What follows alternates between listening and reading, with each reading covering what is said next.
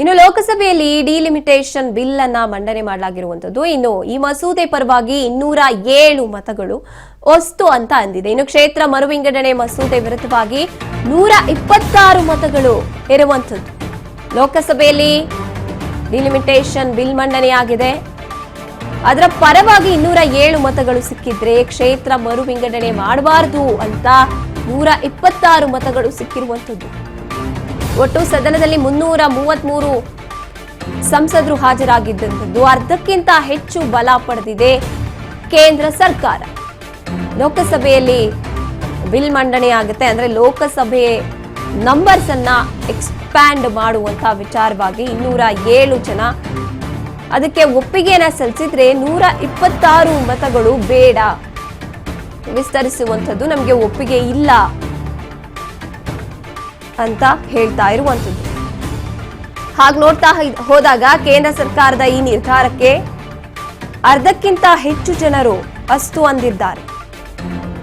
Delimitation ಮಸೂದೆಯ ಪರವಾಗಿ 207 ಜನ ನಿಂತಿರುವಂಥದ್ದು. ರಾಜ್ಯವಾರು ಸ್ಥಾನಗಳನ್ನ ನೋಡ್ತಾ ಹೋದಾಗ ಆಂಧ್ರ ಪ್ರದೇಶ ಪ್ರಸ್ತುತ 25 ಇದೆ, ಹೆಚ್ಚಾದ್ರೆ 38 ಸ್ಥಾನಗಳಾಗುತ್ತೆ ಆಂಧ್ರ ಪ್ರದೇಶದಲ್ಲಿ.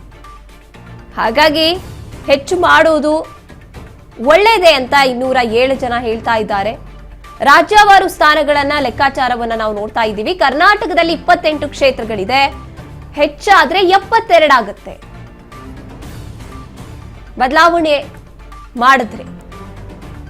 ಇನ್ನು ಅದೇ ರೀತಿಯಾಗಿ ಕೇರಳ ವಿಚಾರಕ್ಕೆ ಬಂದ್ರೆ 20 ಪ್ರಸ್ತುತ ಇದೆ, ಹೆಚ್ಚಾದ್ರೆ 30 ಸ್ಥಾನಗಳು ಆಗುತ್ತೆ. ಇನ್ನು ಅದೇ ರೀತಿಯಾಗಿ ತಮಿಳುನಾಡಿನ ವಿಚಾರಕ್ಕೆ ಬಂದ್ರೆ 39 ಪ್ರಸ್ತುತ ಲೋಕಸಭಾ ಕ್ಷೇತ್ರಗಳಿದೆ, 59 ಕ್ಷೇತ್ರಗಳು ಆಗುತ್ತೆ ಏನಾದ್ರೂ ಹೆಚ್ಚು ಆದ್ರೆ. ತಮಿಳುನಾಡಿನಲ್ಲಿ 39 ಇದೆ ಪ್ರಸ್ತುತ, ಕರ್ನಾಟಕದಲ್ಲಿ 28 ಕ್ಷೇತ್ರಗಳಿದೆ.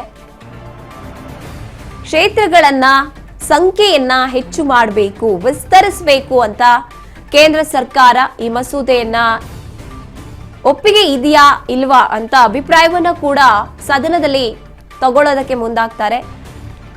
ಸದನದಲ್ಲಿ ಇದ್ದಂಥ 333 ಜನರ ಪೈಕಿ 207 ಮತಗಳು ಒಪ್ಪಿಗೆಯನ್ನ ಸೂಚಿಸಿರುವಂಥದ್ದು.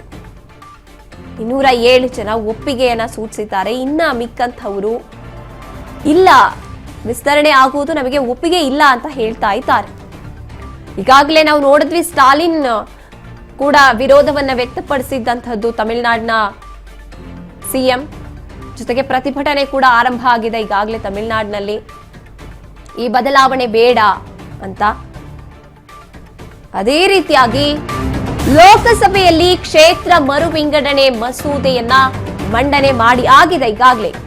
ಕ್ಷೇತ್ರ ಮರು ವಿಂಗಡಣೆ ಮಸೂದೆಯನ್ನ ಕೇಂದ್ರ ಸಚಿವ ಅಮಿತ್ ಶಾ ಮಂಡಿಸಿದ್ದಾರೆ. ಕಪ್ಪು ಬಟ್ಟೆ ಧರಿಸಿಕೊಂಡು ಬಂದಿದ್ದಾರೆ ವಿಪಕ್ಷದ ನಾಯಕರುಗಳು. ಕ್ಷೇತ್ರ ಮರು ವಿಂಗಡಣೆ ಮಸೂದೆಗೆ ತೀವ್ರ ವಿರೋಧವನ್ನ ಈ ರೀತಿಯಾಗಿ ವ್ಯಕ್ತಪಡಿಸ್ತಾ ಇರುವಂತದ್ದು. ಸಂವಿಧಾನವನ್ನ ಹೈಜಾಕ್ ಮಾಡಲಾಗ್ತಿದೆ ಅಂತ ಕಿಡಿಕಾರ್ತಿದ್ದಾರೆ. ಕ್ಷೇತ್ರ ಮರು ವಿಂಗಡಣೆಯ ಮಸೂದೆಯನ್ನ ಮಂಡನೆ ಮಾಡ್ತಾರೆ ಅಮಿತ್ ಶಾ ಅವರು. ಆಗ ವಿರೋಧ ಪಕ್ಷಗಳು ಕಪ್ಪು ಬಟ್ಟೆಯನ್ನ ಧರಿಸಿಕೊಂಡು ವಿಪಕ್ಷದ ಸದಸ್ಯರಲ್ಲಿ ಬಂದಿರ್ತಾರೆ. ತೀವ್ರ ವಿರೋಧವನ್ನ ಅಲ್ಲೇ ವ್ಯಕ್ತಪಡಿಸಿರುವಂತದ್ದು. ಸಂವಿಧಾನವನ್ನೇ ಹೈಜಾಕ್ ಮಾಡೋದಕ್ಕೆ ಕೇಂದ್ರ ಸರ್ಕಾರ ನಿರ್ಧಾರ ಮಾಡಿರೋ ಹಾಗೆ ಕಾಣಿಸ್ತಾ ಇದೆ. ಇದಕ್ಕೆ ನಮ್ಮ ಒಪ್ಪಿಗೆ ಇಲ್ಲ ಅಂತ ವಿರೋಧ ಪಕ್ಷದ ಸದಸ್ಯರುಗಳು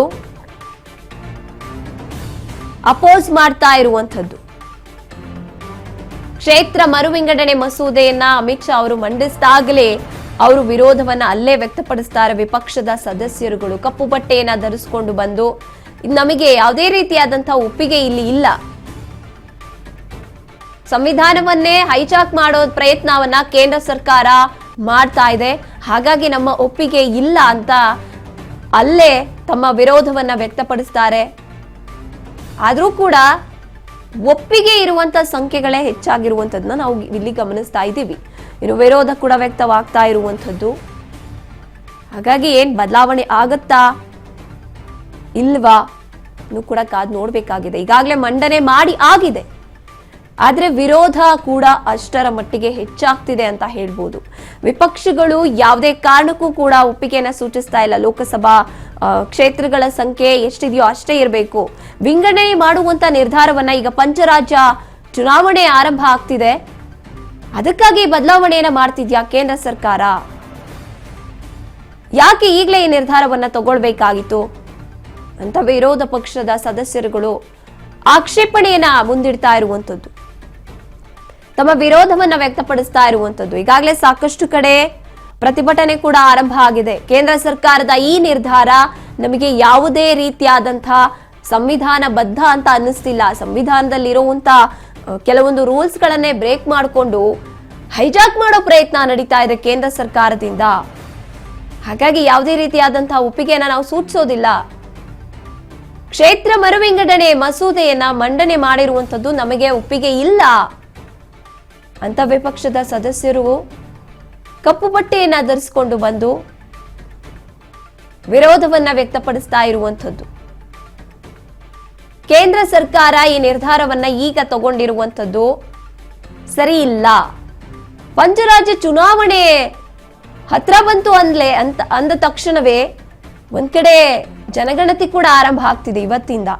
ಇಂಥ ಸಂದರ್ಭದಲ್ಲಿ ಈ ನಿರ್ಧಾರವನ್ನ ತಗೊಂಡಿರುವಂತದ್ದು ಎಲ್ಲೋ ಒಂದು ಕಡೆ ಪಂಚರಾಜ್ಯ ಚುನಾವಣೆಯಲ್ಲಿ ತಮ್ಮ ಗಿಮಿಕ್ ಅನ್ನ ಸೂಚಿಸೋದಕ್ಕೆ, ತೋರಿಸೋದಕ್ಕೆ ಕೇಂದ್ರ ಸರ್ಕಾರ ಈ ನಿರ್ಧಾರವನ್ನ ಮಾಡ್ಕೊಂಡಿದ್ಯಾ ಅಂತ ವಿಪಕ್ಷಗಳು ವಿರೋಧವನ್ನ ವ್ಯಕ್ತಪಡಿಸ್ತಾ ಇರುವಂತದ್ದು.